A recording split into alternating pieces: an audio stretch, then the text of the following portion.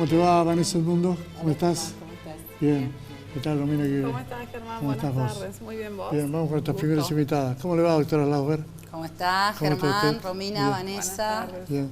¿Cómo le va, licenciada Graciela Hola, Nieto? ¿qué ¿Cómo está tal? usted? ¿Cómo estás, Bien, Germán? muy bien. Romina, Muy ¿qué bien, tal? doctora, Vanessa, ¿cómo estás? buenas tardes, ¿qué tal? Vanessa, Bienvenida, doctora. ¿Qué tema hemos preparado en el día de hoy, doctora? Bueno, yo pensé traerles hoy algo que tenía relación con lo que dijimos la última vez. Me parecía interesante hablar un poco sobre las mujeres y la guerra. Y traerles una historia que es bastante lejana en el tiempo, desde los 400 años antes de Cristo, que parece algo realmente muy lejano a nosotros. Sin embargo, lo traigo porque tiene muchísima actualidad y forma parte de lo que pasa hoy en día. Y es una comedia que escribe Aristófanes que se llama Lisístrata. ¿De qué se trata? Se trata de un escrito donde los hombres están hacía 30 años peleando en su pueblo, en Atenas. Entonces las mujeres deciden no hacer el amor con ellos para que paren la guerra. Bueno, esta comedia tiene muchísimas vicisitudes en relación justamente a pedir, hacer el primer punto, podríamos nombrar en la historia, donde Aristófanes, que es quien escribe esta comedia, todo en tono muy de broma, pero con muchísimas verdades en ella, y les pide, efectivamente pone voz en las mujeres para que las mujeres pongan un basta pidiéndole a los hombres efectivamente que más bien hagan el amor y no la guerra.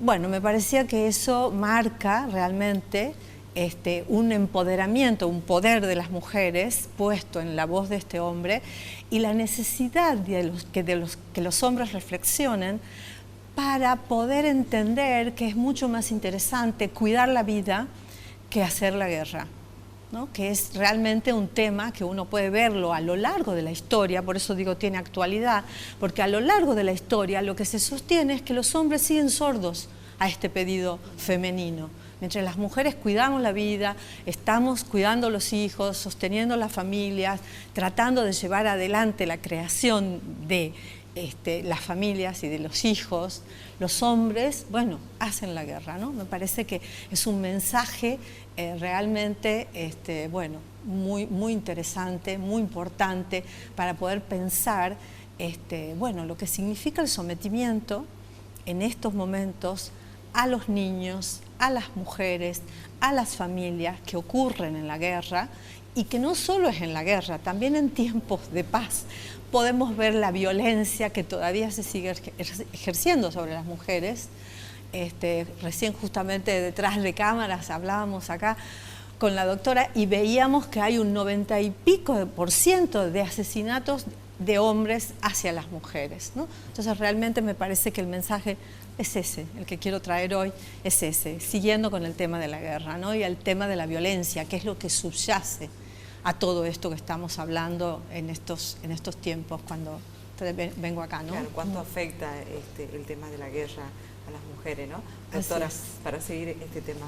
Que un tema muy interesante, Vanessa, sí. El que está planteando la licenciada, y qué interesante que sea una pulsión del poder femenino a través de esta obra 400 años antes de Cristo y que seguimos con este empuje, con esta fuerza por conquistar derechos, que más que una conquista de derechos es un reconocimiento de derechos de las mujeres que ya no nos identificamos con esa frase de sexo débil.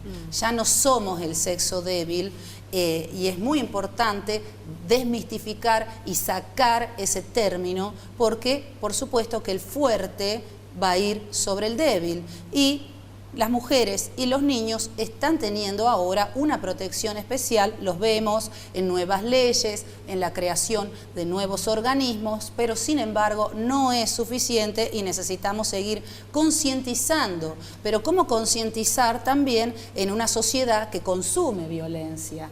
Porque la violencia es un fenómeno social muy arraigado. Vemos televisión y consumimos violencia. Estamos el sábado a la noche con el pochoclo, viendo en la pantalla cómo gente muere, sangre, violencia.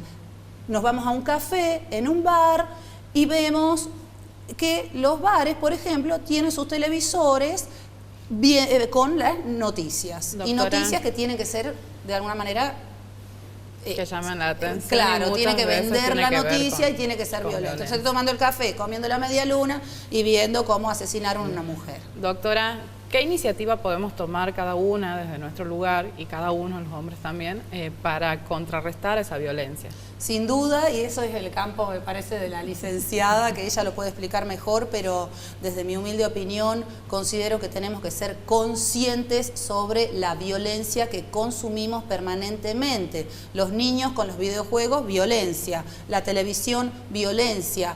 Históricamente la violencia fue un entretenimiento. Bueno, dejemos de consumir violencia para entretenernos, hagamos otra cosa. Y además la madurez de los vínculos y el sinceramiento de los vínculos con la pareja, del vínculo con los hijos, del vínculo con los padres, la tolerancia y la empatía.